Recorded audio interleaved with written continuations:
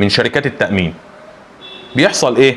عربية عملت حادثة، شركة التأمين بتاخد العربية من صاحبها وبتعوضه بفلوس احسن ما تقعد تصلح، تمام؟ وبتعرض العربيات دي في مزادات علنية. شركات التأمين بتعرض العربيات اللي عاملة حوادث دي في مزادات علنية.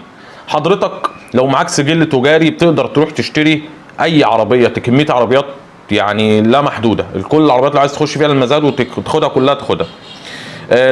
لو عايز تاخد عربيه واحده بتاخدها بالبطاقه من غير سجل تجاري ومن غير بطاقه ضريبيه، تمام؟ بطاقه شخصيه رقم قومي، بتروح بتشتري كراسه شروط بتبقى بحدود 400 500 600 جنيه، وبعد كده بتدفع من حوالي من 10 ل 20 تامين، وبعد كده بتخش المزاد وبتشوف يعني العربيه المناسبه ليك وبتوقع عليها المزاد.